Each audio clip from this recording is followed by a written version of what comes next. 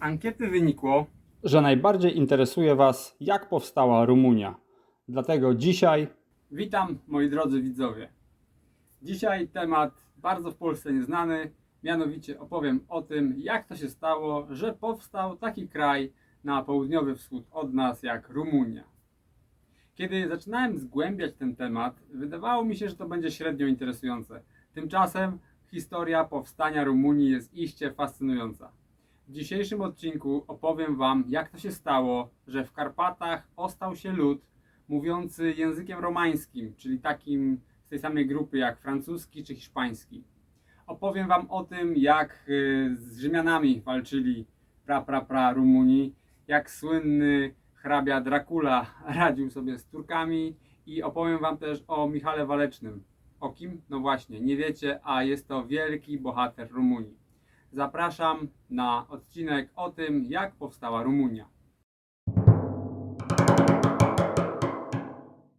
Takie małe sprostowanie na początek. Kiedy mówię Rumunii, mam na myśli obywateli państwa rumuńskiego lub ich przodków mieszkających na terenie obecnej Rumunii. W Polsce przyjęło się mówić Rumunii na mniejszość cygańską.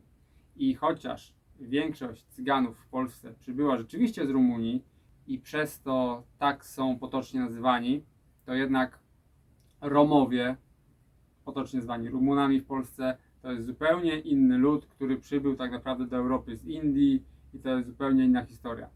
Kiedy mówię o Rumunach, to mówię o mieszkańcach obszaru od Transylwanii po Dunaj, od Mołdawii po Bukareszt. Mniej więcej w połowie pierwszego tysiąclecia przed naszą erą tereny dzisiejszej Rumunii zamieszkuje lud spokrewniony z Trakami, który nazywał się Dakowie. Jednym z plemion Daków byli Karpiowie i od nich to powstała nazwa Karpaty. Dakowie byli dosyć dobrze rozwiniętym kulturowo ludem. Z jednej strony duży wpływ mieli na nich Scytowie, gdyż Rumunia leży na krawędzi Wielkiego Stepu, więc wpływy scytyjskie, podobnie zresztą jak na terenie Polski, sięgały na teren współczesnej Rumunii.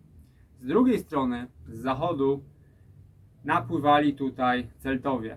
Szczególnie w IV-III wieku przed naszą erą zasiedlali te tereny, gdyż były one obfite w surowce naturalne, szczególnie w złoto i srebro. Także kultura dacka miała w sobie te wpływy wschodnie, scytyjskie, jak i zachodnie, celtyckie. Kiedy Dariusz Wielki wyprawił się po zachodniej stronie Morza Czarnego na północ na Scytów, Dakowie stanęli na jego drodze. Dogadali się z Dariuszem i Dakowie są uznawani od tamtego czasu przez kilkanaście lat jako podlegli Wielkiemu Imperium Perskiemu. Później, kiedy Aleksander Wielki pokonał Persów i z kolei umarł, kiedy jego imperium się rozpadło, Dakowie byli tymi, którzy najechali Macedonię i zabili Lizymacha, człowieka, który przejął władzę po Aleksandrze Wielkim na terenie Macedonii. Wreszcie w I wieku przed naszą erą rodzi się taki wojowniczy król, który nazywał się Burebista. I on jednoczy wszystkich Daków, wypiera Celtów z Niziny Panońskiej, uderza też na wschód, na Bastarnów, którzy mieszkali za Karpatami na terenie mniej więcej dzisiejszej Mołdawii. Na południowym wschodzie zdobywa greckie kolonie nad Morzem Czarnym i taką wielką, zjednoczoną Dację oczywiście tworzy jako pierwszy organizm państwowy duży na tym terenie. I ten organizm państwowy bardzo ładnie pokrywa się z dzisiejszymi granicami Rumunii. Dlatego Rumuni bardzo lubią się odnosić do tej swojej dackiej tradycji. Później niestety po jego śmierci to państwo się rozpada, ale nie na długo, ponieważ przychodzą kolejni królowie daccy, którzy jednoczą znowu te plemiona. Pod koniec I wieku naszej ery jest kolejny ważny król, który nazywał się Decebal. On jest na tyle silny, że pokonuje legiony rzymskie, które tam próbują się zapuszczać na tereny Dacji. Cesarz Trajan, widząc bogactwo tego terenu, szczególnie te kopalnie złota i srebra, o których wspomniałem wcześniej, postanawia uderza z liczną armią i w dwóch wojnach dackich, w 101 i w 106 roku, pokonuje ostatecznie Decebala, który odbiera sobie życie po ostatecznym przegraniu bitwy z Trajanem. Dacja staje się pewnego rodzaju fenomenem, jeżeli chodzi o Imperium Romanum, ponieważ jest to jedyna prowincja tak naprawdę na północ od tego limesu Ren-Dunaj. Ale z racji tego, że właśnie był to teren bardzo bogaty, nie tylko w kopalnie, ale też w rolnictwo. Tam była bardzo dobra uprawa, tereny nad Dunajem nadawały się świetnie pod rolnictwo zbóż, hodowano mnóstwo zwierząt, dlatego Dacja przez 200 lat, prawie 200 lat, była bogatą prowincją Imperium Rzymskiego, którą opłacało się bronić przed najazdami, bo oczywiście taką prowincję bogatą nie omieszkali najeżdżać z północy Germanie, a później również ze wschodu Sarmaci. Oficjalnie prowincja ta zostaje opuszczona w 271 roku przez cesarza Aureliana. Miało to związek z kryzysem III wieku, które przeżywało Imperium Romanum, wojny wewnętrzne, problemy gospodarcze, problemy z utrzymaniem władzy przez jakiegokolwiek cesarza przez dłużej niż 5 lat. To spowodowało, że tak naprawdę Dacja już wcześniej została zajęta przez hordy barbarzyńców, a ten 271 rok to jest tylko taka oficjalne przyznanie się cesarza do tego, że po prostu nie mamy tam żadnej władzy. Kto przejął Dację w tym czasie? Byli to germańscy Goci, którzy z terenów dzisiejszej Ukrainy podbili te tereny i stworzyli tutaj swoje państwo, które dosyć ładnie sobie istniało przez kolejne 100 lat, aż przyszli Hunowie. Hunowie wymietli Gotów, Goci uciekli bardziej na południe, bardziej na zachód, a Dakowie stali się podległymi Hunów. I tak przez kolejne prawie 100 lat tereny te były pod chuńskim jarzmem, aż Attyla dokonał swojego żywota, jego imperium rozpadło się i Dakowie mogli przez moment znowu czuć się swobodnie. Dakowie mogli czuć się swobodnie bardzo krótko, bo zaraz po Hunach na tereny te wparowali Awarowie.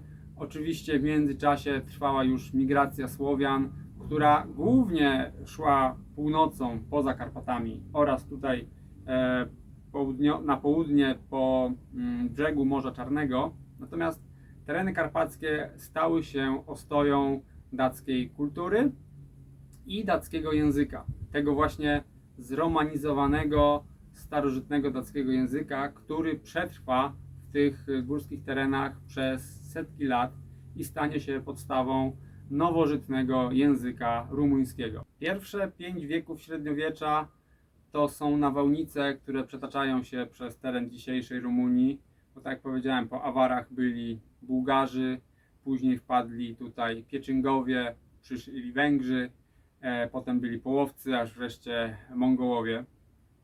Szczególnie Węgrzy będą tutaj istotni, ponieważ oni zajmą teren, który jest przez nich nazywany Transsylwanią. Transsylwa, czyli za lasem. Transsylwania jest wyżyną położoną pomiędzy Karpatami i ona stała się bardzo ważnym rejonem buforowym dla Węgrów, gdyż na tym obszarze oni bronili się przed najazdami z kolei ze wschodu, głównie Połowców i Mongołów. Węgrzy w Transsylwanii pobudowali piękne zamki, które do dzisiaj ozdabiają tą krainę, ale ludność, ta dacka, zromanizowana, przetrwała i mimo, że ten teren był intensywnie madziaryzowany przez kolejne setki lat, na terenach wiejskich przetrwała ludność mówiąca językiem, powiedzmy, rumuńskim. Ta Transsylwania była tak ważnym bastionem, że aż król węgierski Andrzej II w 1211 roku ściągnął tutaj krzyżaków. Ten zakon właśnie krzyżacki, który my znamy. Ci krzyżacy wtedy nie bardzo mieli co robić, oni zostali ściągnięci do Transsylwanii, zaczęli tam się organizować, lecz bardzo szybko Andrzej II poznał się, jacy to są zakonnicy i że to zupełnie są nieuczciwi ludzie. Wywalił ich stamtąd i niestety nasz Konrad Mazowiecki przygarnął biednych krzyżaków i wiemy, jak to się później dla nas skończyło. Węgrzy też kolonizowali Transsylwanię niemieckimi osadnikami, którzy tam zajmowali się głównie górnictwem oraz handlem.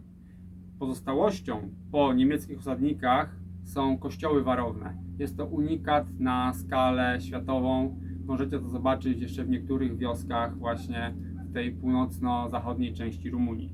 Innym bardzo istotnym dla kształtowania się rumuńskiej tożsamości narodowej obszarem była Wołoszczyzna, czyli obszar na północ od Dunaju w jego dolnym biegu. Tereny te wcześniej były pod panowaniem bizantyjskim, później bułgarskim, ale kiedy te kraje się porozpadały i Bizancjum przede wszystkim upadło ze względu na najazdy krzyżowców, tureckie, walkę z Bułgarami itd., to w XIII wieku Wołoszczyzna usamodzielniła się trochę. Zaraz przyszli Węgrzy, którzy położyli na niej łapę, lecz na początku XIV wieku, jak może pamiętacie, dynastia Arpadów wygasła. Na Węgrzech dochodzi do poważnych walk wewnętrznych. Przyjeżdża nowy król z Sycylii, Karol Robert, i wtedy tę okazję wykorzystują Wołosi, usamodzielniają się i do władzy dochodzi pierwszy taki historyczny gospodarz wołoski, Basarab I.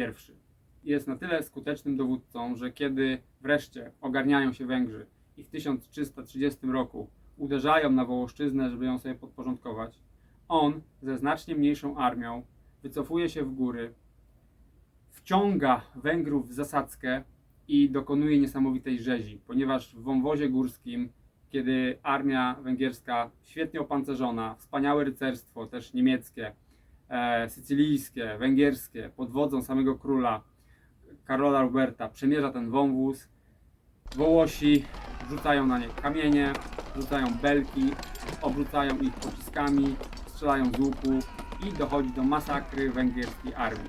Król szybko, widząc co się dzieje, zrzuca ze siebie królewskie ubranie, przebiera się w normalny strój i tym sposobem udaje mu się jakimś cudem uciec z pola bitwy.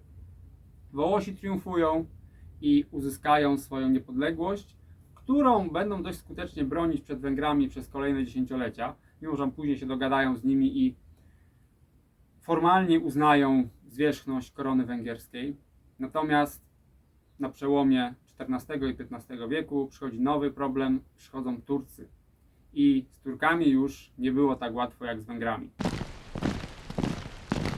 I właśnie w związku z inwazją turecką pojawia się na arenie dziejowej Wlad, zwany Palownikiem. W połowie XV wieku, jako syn gospodara, i był on też dalekim potomkiem Basaraba I, Wlad zostaje wysłany na 8 lat jako zakładnik na dwór sułtana, żeby zapewnić, że ojciec będzie posłuszny Turkom. Po 8 latach wraca do kraju bo umiera jego ojciec, i sułtan myśli sobie, że będzie miał w nim lojalnego wasala, więc wspiera go w dojściu do władzy. Wlad tymczasem umacnia swoją władzę. Na razie pokornie płaci wyznaczony haracz 10 000 dukatów corocznie dla sułtana, lecz kiedy tylko zdaje sobie sprawę, że jest wystarczająco silny, przestaje płacić haracz dla Turków. Oczywiście rodzi to wściekłość. Sułtan wysyła swojego posła, przykazuje Wladowi stawić się osobiście, złożyć pokłon i przywieźć cały zaległy haracz. Wlad udaje, że tak zrobi. Wyrusza z niewielkim oddziałem na granicę turecką, żeby ukorzyć się przed sułtanem. Okazuje się, że była to zasadzka na niego. Wojska tureckie atakują go, lecz on również spodziewał się tej zasadzki i jego cała armia z kolei była tylko kilka kilometrów za nim, przybywa z pomocą i bitwa zostaje wygrana. Turcy zostają pokonani, a ci, których udało się schwytać, zostają nabici na pal. Następnie wściekły Wlad Palownik rusza ze swoją armią na drugą stronę Dunaju i tam łupi, pali tureckie twierdze, nabijając wszędzie biednych Turków na pale. Ma też taką swoją metodę, że im któryś był ważniejszy w hierarchii, tym na dłuższy pal go wsadzał. Bardzo często też dokonuje przebiegłych ataków na tureckie twierdze, ponieważ przebierają się jego ludzie w tureckie stroje i niepozornie wchodzą do środka, a następnie wyrzynają obrońców i zwykle palą taką twierdzę, pozostawiając tylko i wyłącznie zgliszcza. Oczywiście sułtan na to nie może pozwolić. Zbiera potężną armię, która wreszcie uderza na Wołoszczyznę. ale Wlad, jak widzicie, jest bardzo sprytnym wojownikiem i broni się tak zaciekle, jak tylko może. Zatruwa studnie, pali wszelkie dostępne plony Spichrza i wioski, żeby nie mieli Turcy żadnego schronienia. Jeżeli tylko ma jakiegoś chorego człowieka w swojej armii, od razu wysyła go do Turków, żeby on zaraził swoją chorobą wojsko tureckie. Po kilku latach wreszcie Turkom udaje pokonać się Wlada, lecz pamięć o jego dzielnych czynach przetrwała przez stulecia. I jest on jednym z większych, ważniejszych symboli Rumunii, Wlad Palownik. A postać ta zyskała w kolejnych latach bardzo negatywną prasę i to nie z powodu Turków, którzy mogliby go nienawidzić za to, jak traktował pojmanych jeńców tureckich, ale z powodu kupców niemieckich, którzy to w Siedmiogrodzie mieli swoje interesy i którym to w 1459 roku Wlad ograniczył dostęp do jarmarków na Wołoszczyźnie. Oni, chcąc zemścić się na niedobrym Wladzie, który ogranicza ich interesy, zaczęli rozpowszechniać o nim nieprawdziwe historie. Biorąc pod uwagę jego okrucieństwo na Turkach, wymyślili, że jest to człowiek, który gotuje żywcem ludzi, który kobiety ciężarne nabija na pale, który ma konszachty z diabłem i jest w skrócie rzecz ujmując krwawym szaleńcem. A jeżeli chodzi o jego przydomek Dracula, to jest to przekręcenie przydomku jego ojca, który miał przydomek Draco, czyli smok, a z jego syna zrobiono Drakulę, czyli diabła. Później te opowieści o krwawym księciu Wołoszczyzny rozniosły się bardzo szeroko po Niemczech. Mamy tutaj oczywiście połowę XV wieku, początki prasy drukarskiej, więc drukowano takie pamflety, a właściwie paszkwile na jego temat. I tak dzisiaj powstała legenda o Drakuli z Transylwanii notabene, ponieważ właśnie z Transylwanii byli ci kupcy niemieccy, którzy nie mogli się dostać na jarmarki Wołoszczyzny. W ogóle pomieszanie, ale tak naprawdę Wlad był świetnym wojownikiem, który po prostu źle trafił, bo zadarł z niemieckimi kupcami. Innym bardzo ważnym rejonem dla późniejszej właśnie tożsamości narodowej Rumunii jest, tak jak wspomniałem wcześniej, Transylwania, która w 1526 roku wybija się na niezależność. W ogóle rok 1526 był bardzo niedobry dla Węgier. Ludwik Jagiellończyk prowadzi armię węgierską do bitwy z Turkami i przegrywa tą bardzo ważną batalię pod Mohaczem. Ginie w tej bitwie, a Węgry rozpadają się na 3 części. Południe zagarniają Turcy, zachód bierze Ferdynand, który jest Habsburgiem, koronuje się na króla węgierskiego i zajmuje tę zachodnią część Węgier. Wschodnia część Węgier na to się nie zgadza i tutaj Jan Zapolia sam obejmuje władzę w Transylwanii. I stąd od tego czasu ta Transylwania, po naszemu zwana Siedmiogrodem, będzie dosyć niezależnym obszarem aż do XVIII wieku. W zamieszaniu związanym z ekspansją turecką pod koniec XVI wieku gospodarem wołoskim zostaje Michał, zwany później Walecznym.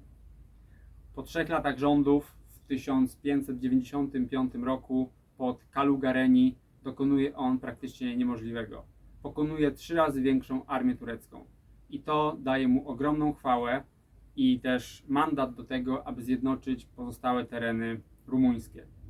Zajmuje Mołdawię, a następnie Transylwanię, gdzie pokonuje Andrzeja Batorego, bratanka naszego króla wspaniałego Stefana Batorego. W ogóle ród Batorych był bardzo istotnym rodem w Siedmiogrodzie. Niestety Rzeczpospolita w tej sytuacji zachowuje się bardzo brzydko. Na Mołdawię rusza Jan Zamojski i pokonuje Michała Walecznego. Natomiast w samej Wołoszczyźnie Rzeczpospolita wspiera Szymona Mochyłę przeciwko Michałowi Walecznemu. Michał, mając przeciwko sobie Rzeczypospolitą, oczywiście ród Batorych też jest wspierany przez Rzeczpospolitą w Transylwanii, udaje się do Habsburgów z prośbą o pomoc, a Habsburgowie zabijają go w obozie wojskowym, oskarżając go o zdradę na rzecz Turków z kolei. Więc niestety Michał Waleczny, któremu udało się zjednoczyć cały obszar dzisiejszej Rumunii, bardzo szybko ginie z rąk Habsburgów i tak oto na początku XVII wieku próba zjednoczenia Rumunii i stworzenia czegoś, co wtedy zmieniłoby na pewno losy tej części Europy, kończy się bardzo szybko. Następnie w XVII-XVIII wieku obszar dzisiejszej Rumunii jest praktycznie cały pod panowaniem tureckim. Są to te wydzielone satrapie, można tak powiedzieć, w ramach tureckiego imperium, Mołdawia, Wołoszczyzna, Siedmiogród, ale tak naprawdę oni są pod tureckim butem. Z czasem, szczególnie po bitwie pod Wiedniem, kiedy Turcy osmańscy słabną, wycofują się stąd, z jednej strony na te tereny odciągają Habsburgowie oczywiście z zachodu, a ze wschodu Rosja. Szczególnie caryca Katarzyna, która pcha tą ekspansję rosyjską na zachód, interesuje się terenem Mołdawii, próbuje też ekspansji na dalsze terytoria, próbuje nawet stworzyć taką właśnie zjednoczoną Rumunię pod protektoratem rosyjskim, lecz jej się to nie udaje. Te próby rosyjskie na terenie Rumunii są bardzo jakieś takie koślawe, nieudolne i Rosjanom zostaje cóż, wspieranie cerkwi prawosławnej, która jest tutaj dość silna, oraz wspieranie ruchu narodowo-wyzwoleńczego na terenie Rumunii. Tak wspierają ten ruch, że Rumuni w 1848 roku buntują się zarówno przeciwko Habsburgom, jak i przeciwko Rosjanom i proklamują niepodległe państwo rumuńskie złożone tylko z Wołoszczyzny i z Mołdawii. Po kilku latach wybierają sobie na króla Hohenzollerna, trochę dziwny wybór, ale to będzie też bardzo mocno wpływać na ich dalszą politykę. I dynastia Hohenzollernów staje się dynastią panującą w Rumunii aż do czasów komunizmu. Zdecydowaną poprawę dla sytuacji terytorialnej Rumunii przyniosła I wojna światowa. W jej trakcie na początku Rumunia pozostawała neutralna, gdyż mając króla z niemieckiej dynastii, wydawało się, że będą oni po stronie państw centralnych. Natomiast elita ciążyła raczej w kierunku Rosji. I te dwa konie ciągnące wóz w przeciwnych kierunkach powodowały, że Rumunia w takim balansie pozostawała neutralności. Jednak pod naciskiem państw Entanty w 1916 roku w końcu Rumunia przystąpiła do wojny po stronie Rosji i Francji. Początkowo była to dla nich katastrofalna decyzja, bo nie powiodła się ich ofensywa na Transsylwanię, a z południa turecko-bułgarska armia wdarła się aż do Bukaresztu. Jednak ogólnie sytuacja geopolityczna ułożyła się po ich myśli, państwa centralne stopniowo zostały pokonane, a jako że Rumunia znalazła się w obozie zwycięzców, to uzyskała dla siebie w wyniku I wojny światowej rozległe terytoria zarówno w Transsylwanii, jak i w Mołdawii. Dlatego w latach 1918-40 w wyniku pomyślnej dla Rumunów I wojny światowej ich kraj miał największe terytorium w całej historii. Podczas II wojny światowej Rumunia starała się zachować znowu neutralność, mimo że była połączona sojuszem obronnym z Polską.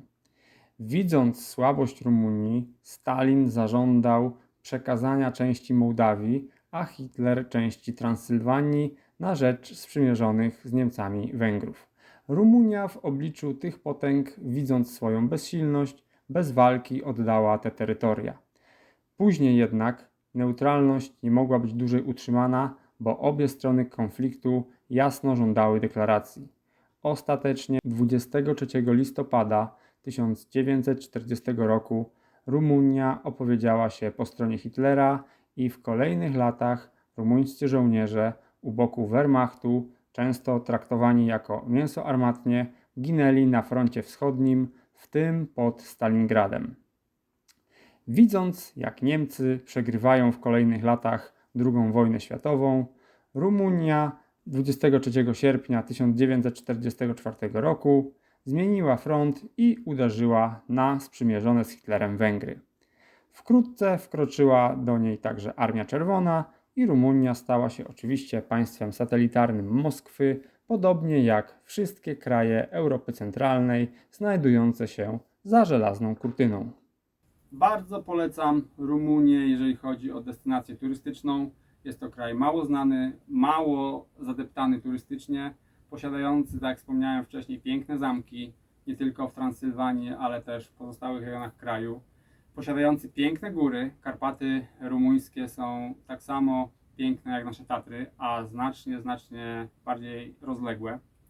A szczególnie dla Polaków powinna być interesująca północno-wschodnia część Rumunii, gdzie są wioski polskich górników, którzy zostali tutaj sprowadzeni bodaj w XVIII wieku, żeby wydobywać sól.